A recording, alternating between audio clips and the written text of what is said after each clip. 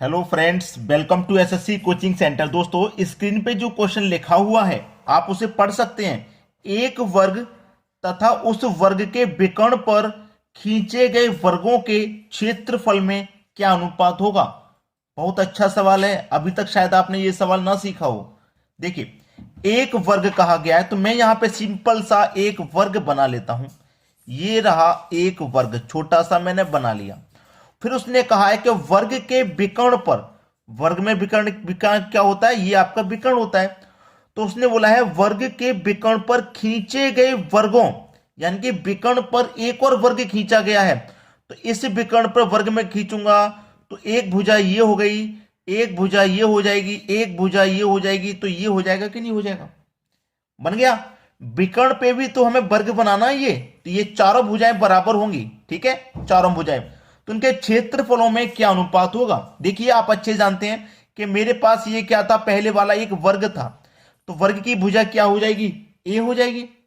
अब वर्ग के विकर्ण पर जब हम एक और वर्ग खींचेंगे तो उसकी भुजा हो जाएगी a√2। ठीक है, वर्ग के विकर्ण पर एक और वर्ग खींचेंगे तो उसकी भुजा क्या हो जाएगी, a√2। बस इसी के अनुपात बताना है। तो अनुपात a² अनुपात a√2 का स्क्वायर। भाई, यहां पे हमारे पास क्या हो जाएगा, भुजा का वर्ग। तो हमारे पास जो वर्ग था पहले उसका वर्ग कर दिया, फिर उसके विकर्ण पे जो हमने वर्ग बनाया है उसकी जो भुजा है a√2 उसका भी तो वर्ग कर दिया।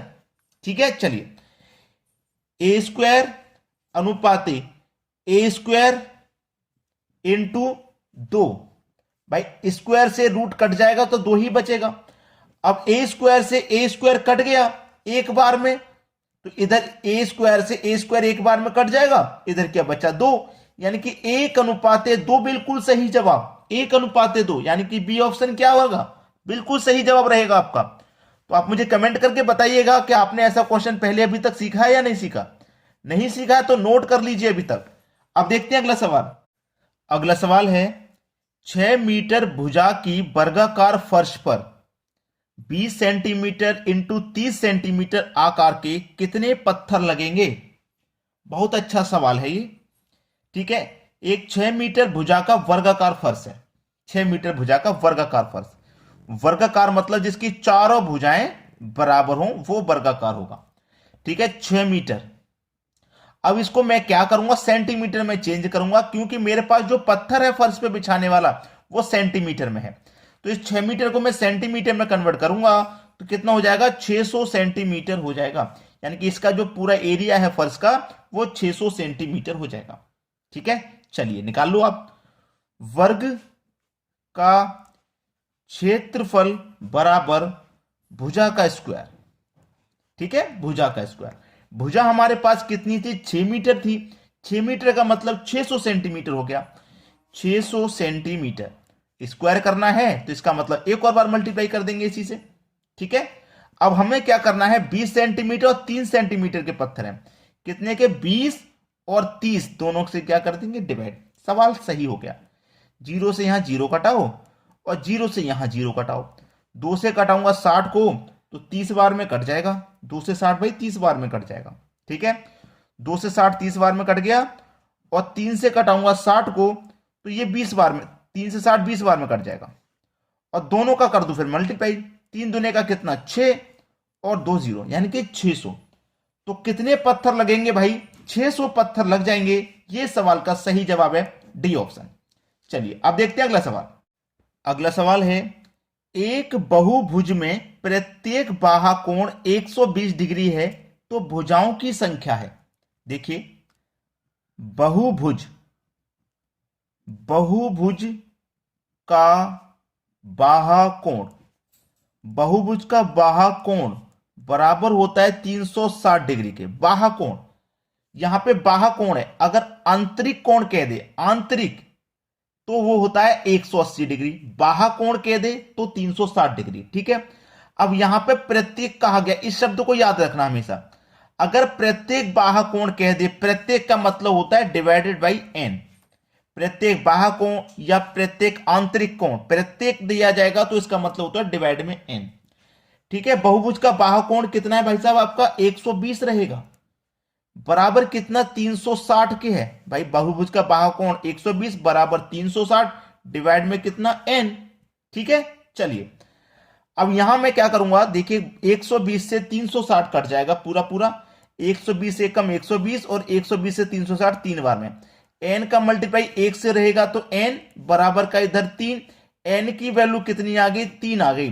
तो बहुभुज की संख्या है, बहुभुज की संख्या क्या है, 3 संख्याएं भुजा की, यानी कि 3 संख्या निकल के आई है n का मतलब, तो 3 आपका बिल्कुल सही जवाब हो जाएगा, सी ऑप्शन। चलिए अब देखते हैं अगला सवाल। अगला सवाल है 15 आदमी एक ही खिलौने को 20 दिनों में बना सकते हैं, तो 8 आदमी उसी खिलौने को बनाने में कितना समय लेंगे। एक फॉर्मूला इसका जो होता है M1 D1 T1 पूरे का बटा W1 बराबर M2 D2 T2 पूरे का बटा W2, ये रहता है फॉर्मूला। अब मेन कितने हैं, 15 हैं, 15 ले लो, जो वैल्यू दी गई है इस फॉर्मूले में से वो ले लो। कितने दिन, डी फॉर दिन, कितने हैं, 20 दिन है। टाइम नहीं दिया गया भाई, टाइम मतलब जैसे 6 घंटे रोज काम करता है 8 घंटे, वो नहीं दिया गया, जो चीज नहीं दी गई उसे छोड़ दो। 15 आदमी एक खिलौने को 20 दिन में बनाते हैं। वर्ग कितना है, एक खिलौने का वर्ग है, वर्ग कितना है भाई, W1 कितना है, 1 है। बाद में कितने व्यक्ति, 8 व्यक्ति। ठीक है, उसी खिलौने को यानी कि W2 दे रखा, उसी खिलौने को यानी कि W2 एक खिलौना बनाने को कितने दिन में बना लेंगे, कितने समय में बना लेंगे, यानी कि D2 पूछ रहा है आपसे। सवाल यही खत्म हो जाएगा, बस क्लियर है, यही खत्म कर दो भाई सवाल को। चलिए मैं कटाता हूं, 4 दूनी का 8, 4 पंजे 20, ठीक है, 15 पच्चे 75 हो जाएगा, ये बराबर में इतना है 2 गुने D2, यही तो है। अब 2 से 75 को मैं डिवाइड करूंगा, 37.5 आ जाएगा, 37.5 यानी D2 कितना निकल के आया, 37.5। कितना समय लगेगा, 37.5 दिन लगेंगे। बी ऑप्शन हो जाएगा सवाल का सही जवाब। अब देखते हैं अगला प्रश्न। अगला सवाल है 3 संख्याओं का योगफल 245 है, यदि पहली संख्या और दूसरी संख्या का अनुपात 2:3 तथा दूसरी और तीसरी संख्या का अनुपात 5:8 है, तो दूसरी संख्या ज्ञात कीजिए। ए बी सी नाम नहीं दिया गया है, नाम हम अपनी तरफ से दे देते हैं। आपके पास 3 संख्या ही तो है जिनका योगफल है 245, योग 245 है।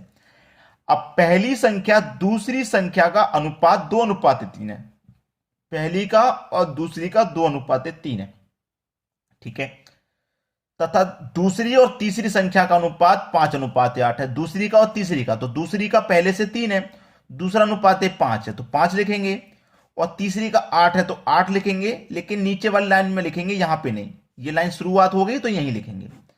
अब देखिए जो जगह खाली होती है उसके बराबर वाली संख्या लिख देते हैं, ये खाली इसके बराबर वाली 5 लिख दो, ठीक है, 5 दूनी का 10, 5 त्रिक का 15, 8 त्रिक का 24 लिख दिया।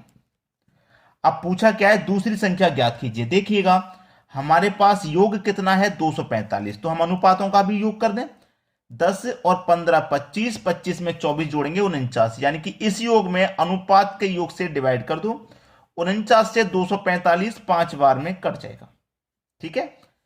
दूसरी संख्या ज्ञात कीजिए, दूसरी संख्या का अनुपात कितना है 15, 5 का मल्टीप्लाई 15 से कर दो 75 हो जाएगा, ये सही जवाब है, बी ऑप्शन। पहली संख्या पूछे तो 5 का मल्टीप्लाई पहली संख्या के अनुपात से कर दो, तीसरी पूछे तो तीसरी संख्या के अनुपात से कर दो, जिसका पूछेगा उसी के अनुपात से कर देंगे। क्लियर हो गया। चलिए अब देखते हैं अगला सवाल। अगला सवाल है यदि एक संख्या का 60% दूसरी संख्या के 2/3 के बराबर है तो संख्याओं का अनुपात ज्ञात कीजिए। यदि एक संख्या का, संख्या में वो पता नहीं है एक क्या है, तो उसे हम x मान लेंगे, k का मतलब मल्टीप्लाई कितना 60%, परसेंट का मतलब बटे में 100, ठीक है। दूसरी संख्या भी नहीं पता हमें, उसे y मान लेते हैं। दूसरी संख्या के 2/3 के क्या है, बराबर है, तो बराबर ले लो भाई।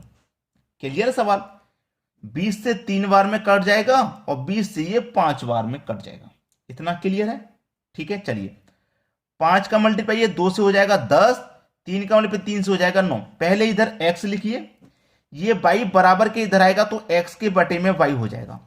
5 का मल्टीप्लाई 2 से हो गया तो 10, 3 का मल्टीप्लाई 3 से हो गया तो 9। इसका मतलब x का रेशियो 10, y का रेशियो 9, x रेशियो y। अनुपात तो ज्ञात करना है, 10:9। बिल्कुल सही जवाब है पहला ऑप्शन, बिल्कुल सही। अब देखेंगे अगला सवाल। अगला सवाल है, अमित एक बस 15% की हानि पर 23,800 रुपए में बेचता है, तो उसे 15% लाभ पाने के लिए बस को किस कीमत पे बेचना चाहिए। बस का देखिए जो भी मूल्य होगा अपने आप में 100% होगा, पहले तो ये बात कंफर्म है आपकी। उसने क्या किया, 15% की हानि पर बेचा। 15% की हानि पर बेचा, 100% की चीज को 15 की हानि पर बेचेंगे, इसका मतलब 85% का रुपया लेंगे हम। रुपया कितना ले रहे हैं, 85%। रियल में कितना ले रहे हैं, 23,800। 100% का मान कैसे निकालेंगे, इसमें 85 से डिवाइड दे दो, 100% का मान निकालने के लिए 100 से मल्टीप्लाई कर दो। ये आपका 100% यानी कि जो बस क्रय मूल्य वो निकल के आ जाएगा। 100% का मान है ये।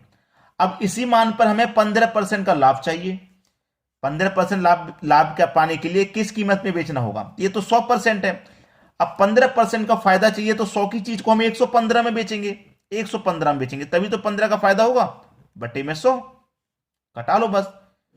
100 से ये 100 आपका कैंसिल, ठीक है, 100 से 100 कैंसिल। अब मैं इसको कटाता हूं, 17 से कट जाएगा, 17 पंजे 85 और 17 से ये भी कटेगा, 17 एकम 17, 6 बचेगा 68, 17 चौके 68 और 2 जीरो, ठीक है, ये कट गया। 5 से 15 कट जाएगा 23 बार में, 1400 का मल्टीप्लाई हो जाएगा 23 से। सबसे पहले तो ये 2 जीरो आ जाएंगे लास्ट में, 2 जीरो। 14 का मल्टीप्लाई 3 से करेंगे 42, 42 का 2 कैरी का 4, 14 दूने का 28, 28 में जोड़ दो 4, 32, 32 200 किस ऑप्शन में है, डी ऑप्शन में। ये आपका सही जवाब है। तो आपको दोस्तों जो काम करना है वो है, एक तो शेयर कर देना है वीडियो को और एक लाइक, बस ये दोनों ही काम बिल्कुल फ्री के हैं, कोई पैसा नहीं लगता। तो शेयर उन बच्चों तक जरूर कर दें जो कोचिंग सेंटर में पढ़ाई नहीं कर पाते, घर पे ही रह के तैयारी करते हैं, आपके दोस्त हो, आपके भाई हो, कोई भी हो, भाई उनको कुछ नॉलेज जरूर मिलेगी अगर आप उन तक वीडियो को शेयर कर देंगे तो। ठीक है दोस्तों, धन्यवाद।